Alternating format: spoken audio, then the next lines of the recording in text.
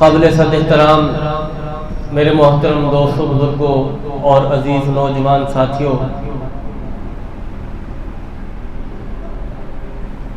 قمری اعتبار سے سال کا 11واں مہینہ ذی القعدہ کا وہ شروع ہو چکا ہے اور آج اس کی 5 تاریخ ہے۔ اگلا مہینہ ذی الحج کا مہینہ ہے، جس کے اندر مسلمان 2 اہم فریضے، ایک قربانی کا فریضہ اور ایک حج کا فریضہ ادا کرتے ہیں۔ گزشتہ ہفتہ سے اس فریضہ کو ادا کرنے کے لیے جن مسلمانوں نے ارادے کیے، تیاریاں کی، ان کی روانگی کا سلسلہ شروع ہو چکا ہے۔ لوگ مدینہ منورہ اور مکہ المکرمہ کی طرف عازم سفر ہیں۔ دعا ہے کہ اللہ تعالیٰ جو حجاج کرام سفر پر روانہ ہو رہے ہیں یا روانہ ہونا ہے، اللہ تعالیٰ ان سب کے سفر کو آسان فرمائے، قبول فرمائے، نجات کا ذریعہ بنائے، اور پھر اس فریضہ کو ادا کرنے کے بعد اللہ تعالیٰ خیر و عافیت کے ساتھ ان کو واپس ان کی منزلوں پر پہنچائے۔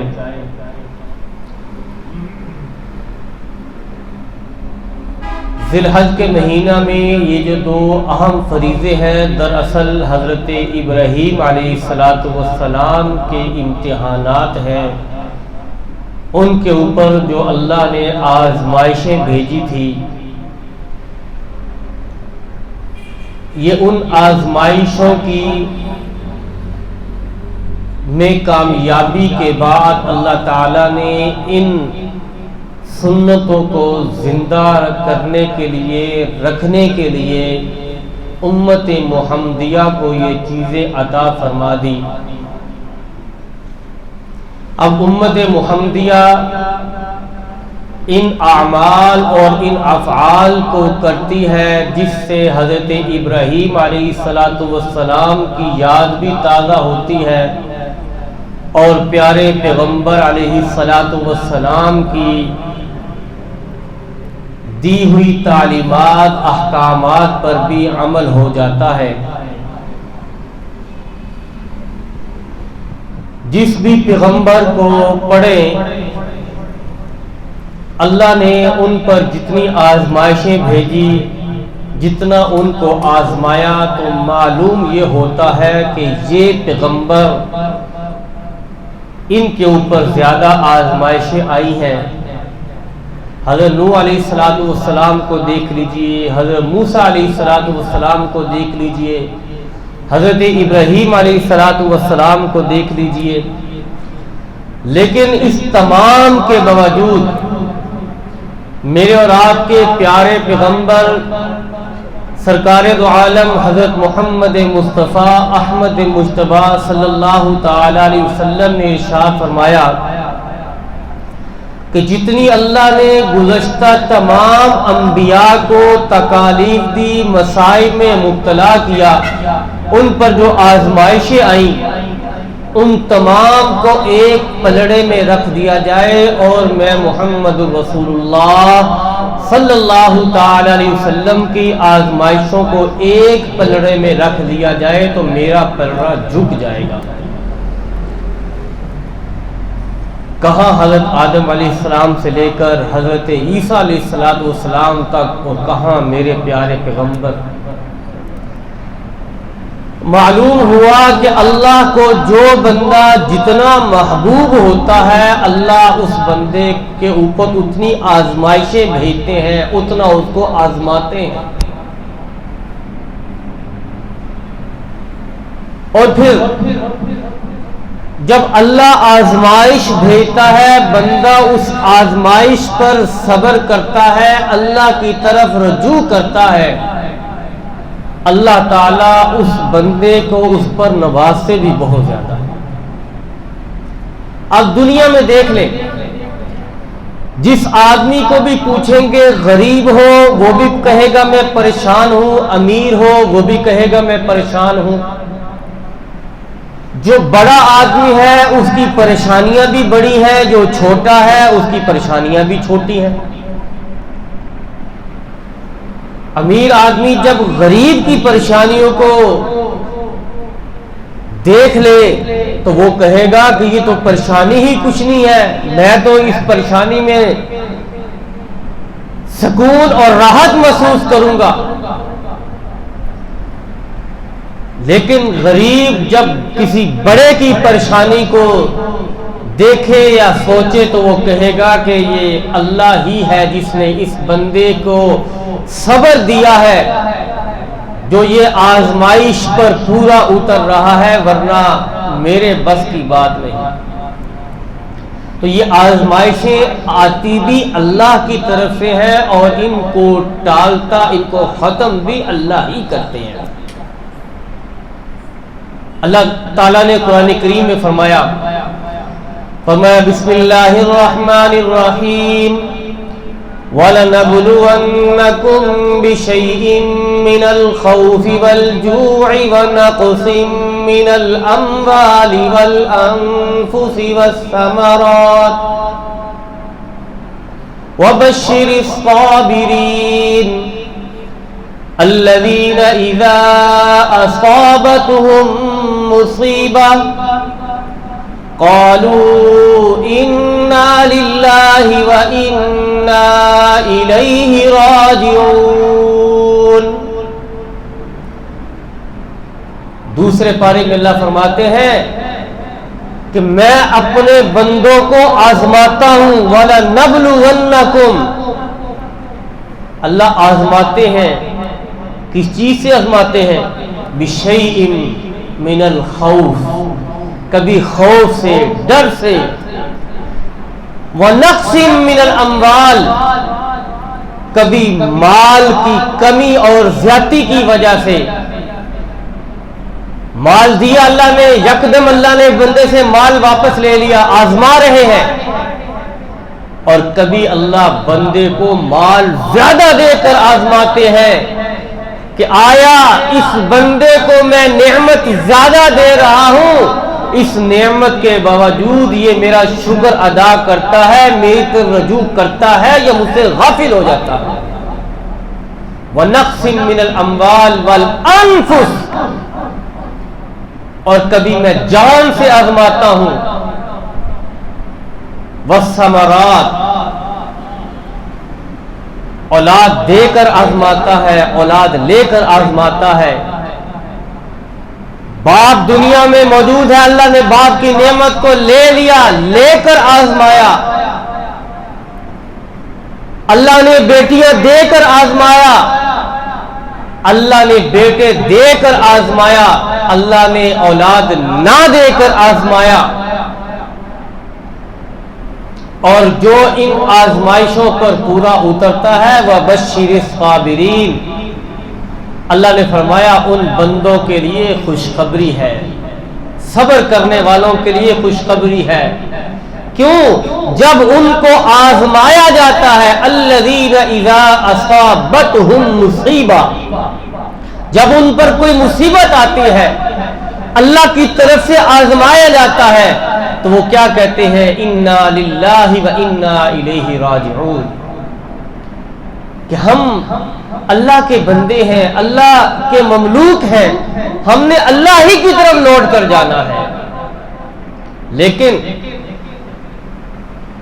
ہم بندے ہیں، بشر ہیں، بشریت کے ناطے فَأَمَّا الْإِنسَانُ إِذَا مَا ابْتَلَاهُ رَبُّهُ فَأَكْرَمَهُ وَنَعَمَهُ فَيَقُولُ رَبِّي أَكْرَمَنِ، جب اللہ بندے کو دیتا ہے، اس پر اکرام کرتا ہے، اس کو نوازتا ہے، تو بندہ خوش ہوتا ہے، بندہ کہتا ہے کہ یہ میرے اعمال کی وجہ سے ہے۔ اما اذا مبتلاه فقدر عليه رزقا فيقول ربي اهانن، اور جب بندہ اللہ بندے کو آزماتے ہیں کسی آزمائش کے ذریعے، تو بندہ کہتا ہے کہ ساری آزمائشیں میرے لیے ہی رہ گئی۔ بھائیو اللہ کا نظام ہے، اللہ بندے کو مختلف طریقوں سے آزماتا ہے۔ بس اوقات اللہ بیماری دے کر آزماتا ہے اور بس اوقات اللہ شفا دے کر بندے کو آزماتا ہے۔ جوانی میں اللہ نے ایسی بیماری دے دی، اب اللہ آزما رہا ہے کہ میرا بندہ کیا کرتا ہے، اس مصیبت پر صبر کرتا ہے کہ نہیں کرتا۔ اگر بندہ صبر کر رہا ہے، اللہ کی طرف رجوع کر رہا ہے، مولا تکلیف آپ کی طرف سے آئی ہے، اس تکلیف پر صبر بھی آپ نے دینا ہے، اس تکلیف پر اجر بھی آپ نے دینا ہے، تو اللہ تعالیٰ بندے کے اعمال نامے کے اندر اس کے درجات کو بڑھاتے جا رہے ہیں، بڑھاتے جا رہے ہیں۔ اور اگر بندہ ناشکری کرتا ہے، اللہ کی نعمتوں، جب نعمتیں تھی اس وقت اللہ کو یاد نہیں کیا اور اب اللہ نے نعمت چھین لی، اب بھی کہتا ہے کہ اللہ نے ساری مصیبتیں میرے لیے رکھی ہیں، صبر نہیں کرتا، رجوع اللہ نہیں کرتا، تو اللہ تعالیٰ اس بندے کے نامہ اعمال کے اندر درجات بھی نہیں لکھتے، اس کے لیے ثواب بھی نہیں لکھا جاتا، اس کو اس کا فائدہ نہ دنیا میں ہو رہا ہے نہ آخرت میں ہوگا۔ جب صبر کیا تو اس نعمت کا دنیا میں تو بظاہر اس کو فائدہ نہیں مل رہا، لیکن آخرت میں اس کا فائدہ ملے گا۔ کیوں؟ اس لیے کہ دنیا تو ایک قید خانہ ہے، الدنیا سجن المؤمن و جنت الکافر، یہ دنیا تو قید خانہ ہے، آزمائش کی جگہ ہے۔ یہاں کسی بندے کو آپ پوچھ لیں، نوجوان ہوگا، بوڑھا ہوگا، کسی کو پوچھ لیں، وہ کسی نہ کسی آزمائش میں مبتلا ہوگا۔ راحت میں دنیا میں کوئی نہیں ہے الا ماشاءاللہ، اگر راحت والی زندگی ہے تو وہ صرف اور صرف جنت کی زندگی ہے، نہ کوئی وہاں بیماری ہوگی، نہ وہاں کوئی پیشاب کی حاجت ہوگی، نہ وہاں کوئی نیند کا مسئلہ ہوگا، نہ وہاں کوئی اور مسئلہ ہوگا، ہر وقت نعمت میں رہے گا، ہر وقت راحت میں رہے گا، اور وہ جو راحت ہے وہ ہمیشہ ہمیشہ کے لیے راحت ہوگی۔ یہاں اگر کوئی راحت ملتی ہے تو عارضی ملتی ہے، یہاں اگر کوئی اللہ کی طرف سے مصیبت آتی ہے تو وہ عارضی آتی ہے، لیکن جنت میں جانے کے بعد کوئی آزمائش نہیں آئے گی، وہاں تو اللہ کی طرف سے راحت ہی راحت آئے گی، اور وہ راحت ایسی ہوگی جو ہمیشہ ہمیشہ کے لیے ہوگی۔ اس کی دو وجہ ہے، ایک وجہ تو یہ ہے کہ دنیا میں رہتے ہوئے بندے کے لیے اللہ نے ایک چیز پیدا کی ہے جسے موت کہا جاتا ہے۔ موت ہر انسان پر آنی ہے۔ بندہ دنیا سے جس وقت تنگ آ جاتا ہے موت کو مانگنے لگ جاتا ہے، نہ بھی مانگے اس کا ایک وقت ہے۔ ان اللہ عنده علم الساعة وينزل الغیث وَيَعْلَمُ مَا فِي الْأَرْحَامِ وَمَا تَدْرِي نَفْسٌ مَاذَا تَكْسِبُ غَدًا وَمَا تَدْرِي نَفْسٌ بِأَيِّ أَرْضٍ تَمُوتُ۔ اللہ نے ایک وقت لکھ دیا، اس وقت پر بندے نے جانا ہی جانا ہے، لیکن جب قیامت برپا ہو جائے گی اللہ تعالیٰ اس موت کو بھی موت دے دیں گے۔ اب موت نہیں آئے گی، جہنمی جہنم میں چلے گئے، جنتی جنت میں چلے گئے، جہنم والے ہمیشہ ہمیشہ کے لیے جہنم میں رہیں گے، الا یہ کہ اس کا خاتمہ ایمان پر ہوا ہو۔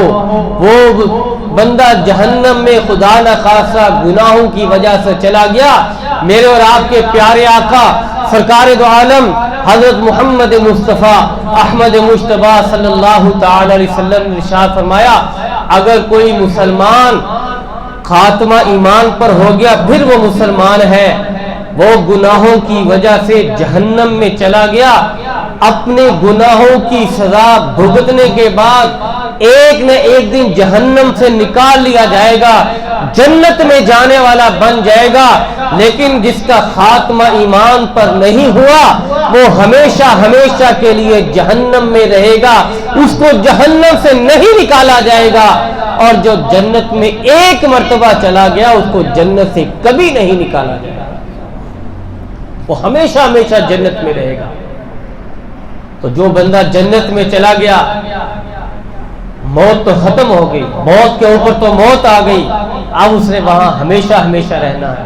اللہ کی وہ نعمتیں، یہاں تو عارضی نعمتیں ملتی ہیں، دائمی نعمتیں نہیں ملتی، وہاں تو اللہ کی نعمتیں دائمی ہیں، کبھی نہ ختم ہونے والی، وہ ہمیشہ ہمیشہ بندے کو ملتے رہیں گے۔ بندہ آرزو کرے گا، تمنا کرے گا، اللہ وہ نعمت اس کو عطا فرما دے گا۔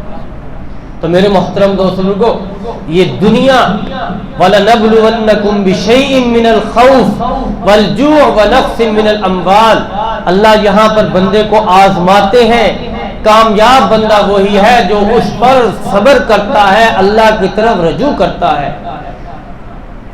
یا ایھا الذین آمنوا اصبروا وصابروا ورابطوا واتقوا اللہ لعلکم تفلحون، جب اللہ کی طرف سے کسی بندے پر کوئی پریشانی آئے اور وہ صبر کرتا ہے، وبشر الصابرین، اللہ اس کے لیے خوشخبری فرماتے ہیں، اے میرے بندے تیرے لیے خوشخبری ہے۔